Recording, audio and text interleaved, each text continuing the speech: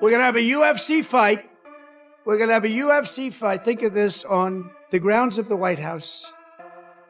We have a lot of land there. We're going to build a little, we're not. Dana's going to do it. Dana's great, one of a kind. Going to have a UFC fight, championship fight, full fight, like 20, 25,000 people.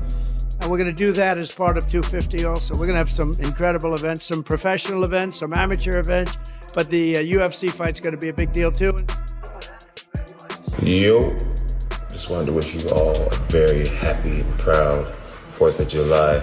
Hope you guys were safe this year and that no one lost any fingers or anything like that. Dutch. Donald Trump has recently stated that a UFC event will take place in the White House. Meanwhile, Jon Jones has made a surprise U-turn. He's left the door open for a UFC return. Jon claimed that his retirement was not legitimate, and he is returning to fight.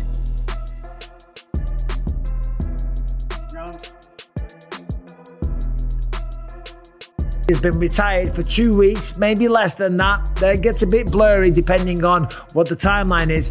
But according to Twitter, apparently, according to Twitter, his Twitter, not general hearsay, Jon Jones has unretired. That is Jones mentioned, without mentioning Aspinall, that he had recently returned to the testing pool for roughly 2 weeks.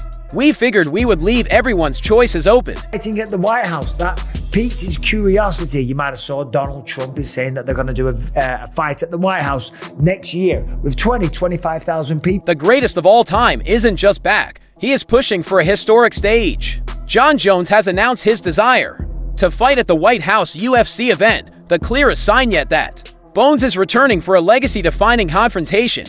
Trump talking about a fight at the White House. We're going to have a UFC fight. Think of this, on the grounds of the White House. Yeah, okay, maybe that's it. I don't think it is that. I do think that he would want to fight at the White House, and I'm sure that every single fighter is going to want to do that. A lot of them are raising their hands. Conor McGregor's put his hand up. Michael Chandler's interested. Sean Strickland's definitely going to want to be there. Mr. 1776 himself. That's like a gun store.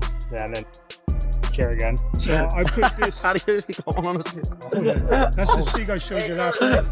I picked this. See this. And Jon Jones, of course, him versus Tom Aspinall, England versus USA, 1776, all over again at the White House.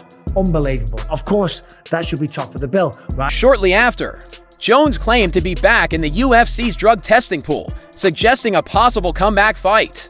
On July 4th, former UFC heavyweight champion Jon Jones took to social media to send a passionate and patriotic message to his fans. Yo, just wanted to wish you all a very happy and proud 4th of July. Hope you guys were safe this year and that no one lost any fingers or anything like that. Dutch, lay down. That's a good boy. USA. According to the UFC ADP website, Jones was tested twice in 2025. Bones were checked 5 times in 2024 and 13 times in 2023. Returning to the testing pool would allow Jones to return to competition more fast if he wants to fight again in the future. Despite this, Tom Aspinall has returned and he only wants to fight. The UFC will soon reveal Tom's next opponent, as well as the location of the bout. There isn't any American champions right now other than Jon Jones. Well, Jon Jones is retired. Tom Aspinall is the undisputed champion. And Tom Aspinall, to be honest, is absolutely sick of all this shit. He's just happy that everything has now moved on. Tom Aspinall has a new opponent and a location. Apparently, it's going to get announced soon. Like, the guy I'm fighting next is the most dangerous guy that I'm ever going to have to fight. Got to think that's Cyril Gane. God knows where it's going to be. More than likely, Las Vegas, somewhere in America anyway. It ain't going to be in France. It ain't going to be in the UK. Tom's last pay-per-view was in the UK in the middle of the night. It's going to be in America on prime time. That's for damn sure. Probably Cyril. Jon Jones doesn't have to fight anymore. Not for money, legacy, or praise. He is already a legend, living his best life. A lot of people in, old school fans that still very, very much support Jon Jones and still look at his legacy as the person that was one of the greatest to ever do it. That's without a shadow of a doubt. That beat generations of champions. But there's a lot of people that are talking shit. I don't think it's people talking shit online that's going to influence him to come out of retirement in 2 weeks. I think maybe he went out to Thailand, he was enjoying himself, he got carried away with things, and maybe some people were in his ear? I don't know. I wasn't there. Maybe people were saying, listen, you don't need this anymore. You've been there, done it. You've got the t-shirt. And he's out there and he's in Thailand and he's just having the time of his life. And he's like, you know what? I don't need this. Because the reality of the matter is he doesn't need fight. At 36 years old, Jones has already achieved more than most boxers could ever hope for. He became UFC light heavyweight title at the age of 23. He boasts amazing wins over legends such as Daniel Cormier, Lyoto Machida, Rampage Jackson, Shogun Rua, and others. He moved to heavyweight and defeated Cyril Gane in under 3 minutes to win the belt. In addition, he is largely known as the best MMA fighter of all time. However, Michael Bisping believes that fighting at the White House cannot have had a big effect on Jon Jones' choice to reverse course. Still, there could be other choices. I am leaving a lot of money on the table. And of course, maybe now because Jon has got a new opponent, right? There's going to be more footage on him. There's going to be more tape to study. There's going to be a potential for Tom to get beat, for him to have more miles on the clock, and he can come out and fight the winner. And potentially that be at the White House. I think it'd be very short-sighted if it was just him fighting at the White House. I don't think that's enough. Given how he speaks about his career and how much he treasures it, I don't think a location, all jokes aside, I don't think a location like the White House or anywhere on planet Earth is going to be enough to influence his decision. And maybe Jon Jones still has more to prove. Yes, this is Tom Aspinall. Jones' sudden retirement after a long wait to face Tom leads to the only conclusion that he is terrified of the young, powerful fresh blood boxer, Tom Aspinall, who has the potential to beat him and tarnish his reputation. But he wants to show all the naysayers that he is still the best of all time. I think it's something much deeper. I think it's him just kind of realizing and coming back and being around his team and thinking, you know what? I've still got something to give. I've still got something to prove to the world. I have still got to show Tom Aspinall that I can beat him. And he's not just going to show Tom, he's going to show the entire MMA community, fan base, UFC, MMA, fight fans all over the world.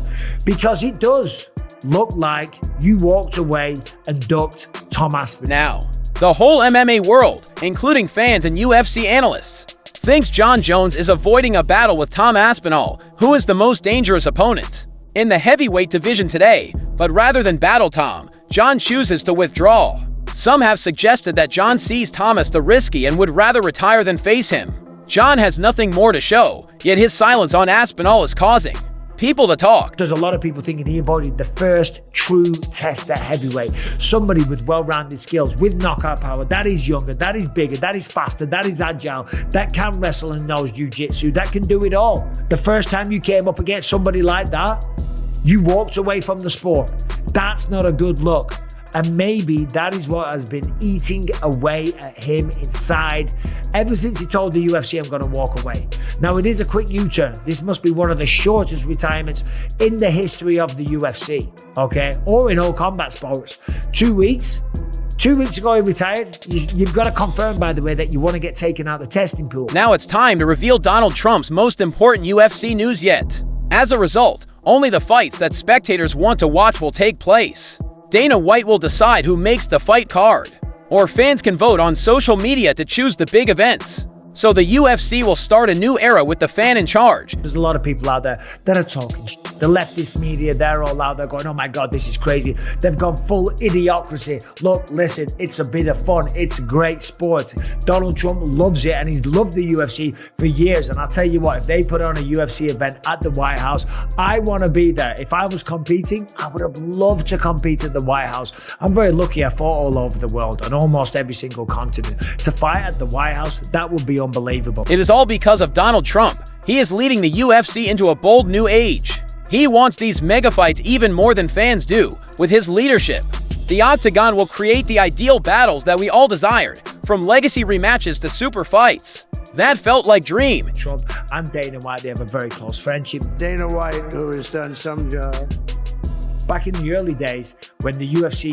was kind of struggling to get into arenas and venues and struggling to get cable TV deals and stuff like that, Donald Trump was a big supporter. He would allow the UFC events to take place at the Trump Taj Mahal. I think that was in Atlantic City, UFC 30. Okay, so it goes back a very long way. And Trump loves it. As we know, he's at a lot of the UFC events now, and he's there, he's watching the prelims, he's watching the main cards, he can break down the fights, and when he walks into the building, I am telling you, the place goes mental.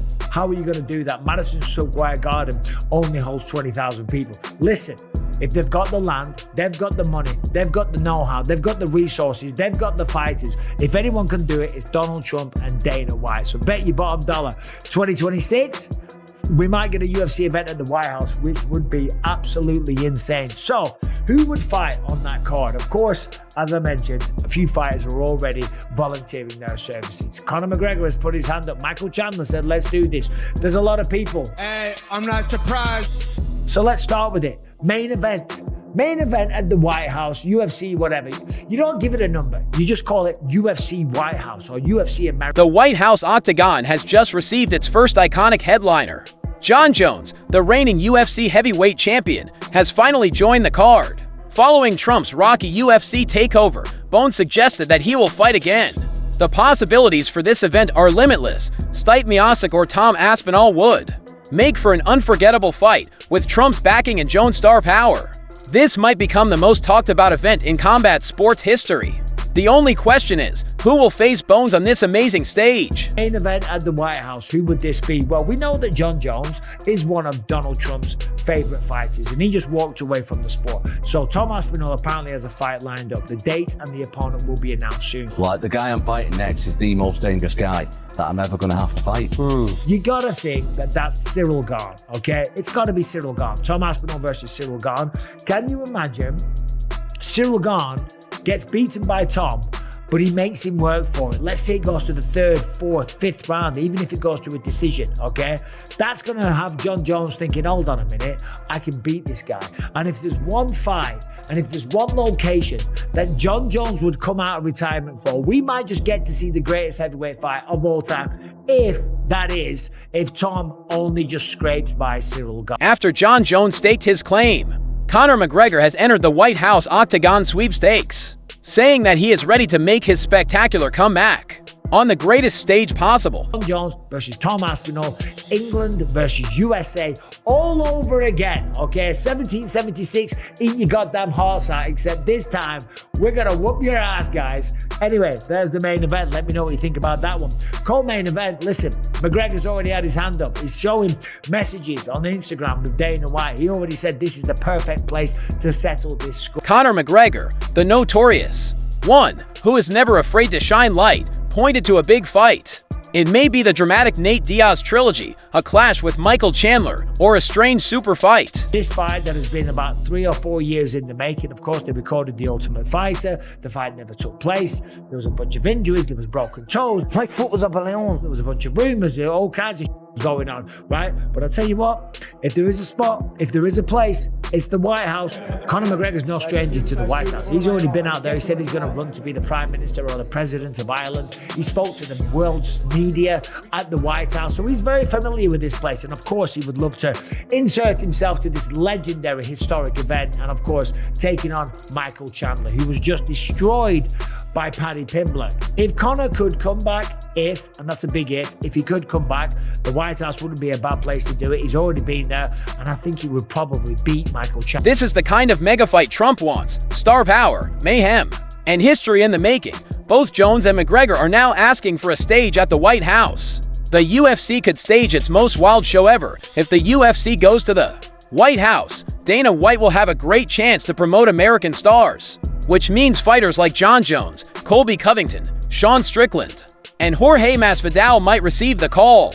Of course, worldwide kings like Conor McGregor will be mentioned, but expect plenty of red, white, and blue at this event. You look at the rankings, there's not too many Americans in the top 5, okay? I'm looking at the rankings right here. So when you look at the lightweight division, Pantoja's the champ, Joshua Van, Brandon Moreno, Brandon Royval, Amir Albazi in Kaikara, France. Merab Devalishvili in bantamweight. You got Sean O'Malley. Sean O'Malley, he could be on there maybe versus Corey Sandhagen. That could be the first fight of the night on the main card on the pay-per-view, perhaps. Sean O'Malley taking on Corey Sandhagen, an all-American affair, the Civil War. Okay, but outside of that, you've got Merab, you've got Umar, you've got Piotr Yan, you've got Song Yudong, okay? Featherweight, we got Australian Volkanovski, Max Holloway, he's American. We've got Movsar Evloev, Diego Lopez, and Yair Rodriguez. And we've got a Brit as well, Arnold Allen. And it's like that if you go through all the rankings, if you go through all the weight divisions, Ilia Topuria, Islam Makhachev, Arman Sarukian, Charles Oliveira, Justin Gaethje, he's number 5. Scrap that, Corey Sandhagen versus Sean O'Malley. That could be the prelim. With Trump's engagement, which is confirmed and will be a spectacle for the United States, expect a fight night focused on more than simply athletics. It mixes athletics, politics, and patriotism. Most likely, the other foreign boxers will require an all-American opponent just to get in. Justin Gaethje versus anybody at the White House. He ain't going to retire if that's the case, if that's what's offered to him. So Justin Gaethje opens up the main card versus whoever the hell he wants. As I say, we're going to have a female fight on there. Valentina Shevchenko, the Bullet, representing Russia, okay? Or do we have Weili Zhang? We could have a Chinese versus USA affair at the White House, you know. I'm just having a bit of fun here. If you get offended easily, then get over yourself and get a grip, okay? But it's the White House, okay? And it's an international sport. So we're going to have the Americans, we're going to have the Chinese, we're going to have the Russians, South Africans, throw them all on there. So the main card is Tom Aspinall versus John Jones, Conor McGregor versus Michael Chandler, Valentina Shevchenko taking on Erin Blanchfield. Dana White has promised that, while the historic White House UFC event would honor American competitors, the card will eventually satisfy fans by having the best matches from across the world. As MMA's top stars expand across boundaries, White promises that the milestone program will feature both nationalistic fights and worldwide fantasy matchups. From John Jones defending the heavyweight title to Conor McGregor's return to championship, fights against top fighters throughout the world, including Israel Adesanya and Alexander Volkanovski. The White House UFC event continues to create buzz when Sean Strickland, a top American fighter, enters the ring. The outspoken former middleweight champion, known for his no-holds-barred fighting style and contagious, uncensored personality that has inspired him to fight in that manner, freely stated that he was starving to fight on what could be the most historic show in MMA history. Gotta have Sean Strickland on there. Sean Strickland, Captain 1776 himself. Sean Strickland tagged me in something yesterday on Instagram, just having a dig about 1776. I just got something to tell all you Americans out there. English don't give a shit, and we do not get offended by any jokes or anything by 1776. Listen, I get it. You're very proud of your victory. Good for you. Well done, but you still speak our language. And England, we're very good at giving independence back, okay? At one point, we ruled the world, you know, and then we just gave it all back because we couldn't be bothered with the headaches. But still, we got to have Sean Strickland on there. Sean Strickland versus, who did I say here? Oh, Israel Adesanya. They've been talking about doing that rematch.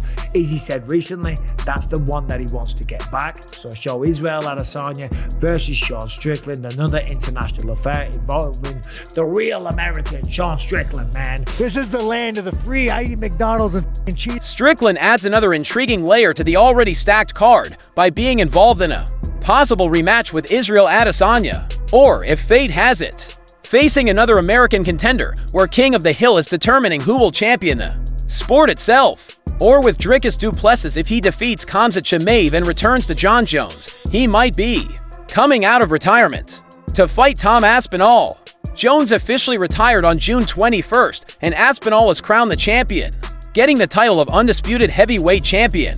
UFC CEO Dana White had pledged on several occasions that the super fight would take place, but later stated that he couldn't do much more because it was Jones' choice not to go through with it. Weeks after announcing his retirement, and despite several posts accusing him of ducking, Jones does not appear to be done fighting. John Jones teases a White House fight after claiming to have re-entered the drug testing pool in the meantime. Jones writes about X, this could be because he has a close friendship with President Trump.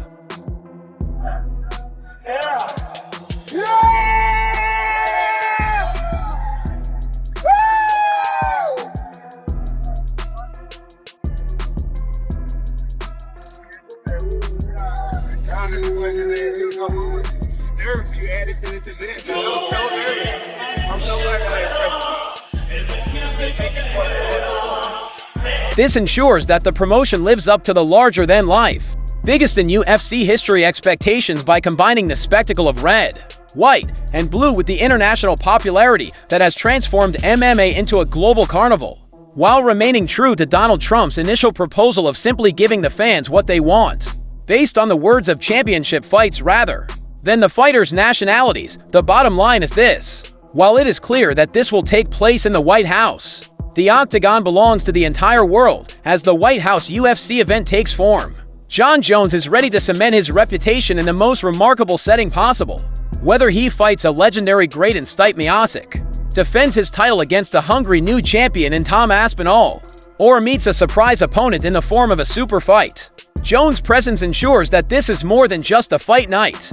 The countdown to combat sports history has started, the stage is set, the fighters are ready. The entire world is watching. But the real question is whether Jon Jones will secure his GOAT image beneath the White House. Lights! What foreign celebrity will steal the show? Can America's best rise to the occasion? This is more than just an event. It marks a watershed moment in the history of combat sports. Who are you cheering for when the Octagon hits the White House? Leave your opinions in the comments section and keep tuned, because when politics and fists mix, everything is possible.